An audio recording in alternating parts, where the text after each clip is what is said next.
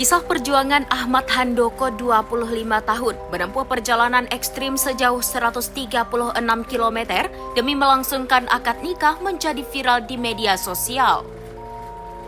Pemuda asal Aceh Tengah itu rela berjalan kaki dari Takengon menuju Lok Sukon, Aceh Utara setelah akses jalan terputus akibat longsor dan banjir bandang yang melanda sejumlah wilayah pada Kamis 18 Desember 2025.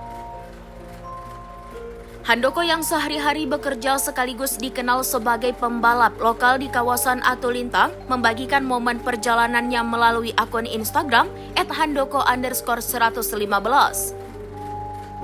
Dalam unggahan tersebut terlihat Handoko menyusuri jalur berlumpur, berbatu hingga melewati titik-titik longsor bersama beberapa pelintas lain demi bisa bertemu calon istrinya Ulia 21 tahun. Perjalanan Handoko dimulai dari Atulintang menuju Buntul dengan menumpang sepeda motor milik temannya. Namun setelah itu ia harus melanjutkan perjalanan dengan berjalan kaki sejak 5 Desember karena jalur darat tak bisa dilalui kendaraan.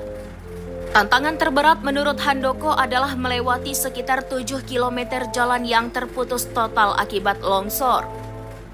Dalam perjalanannya Handoko sempat ditemani 4 orang teman hingga kawasan camp. Setelah itu ia hanya ditemani satu sahabat dari Kuala Simpang menuju Lok Semawe.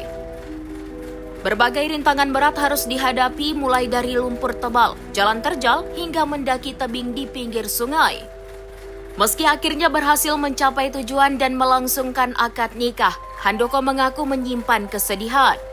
Ia harus menjalani momen sakral tersebut tanpa kehadiran orang tua dan saudara kandungnya.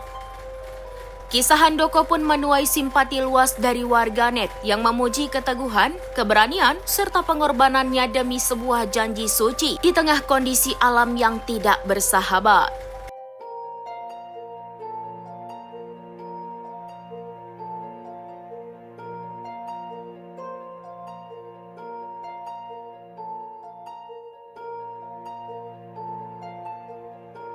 Download Tribun X sekarang, menghadirkan lokal menjadi Indonesia.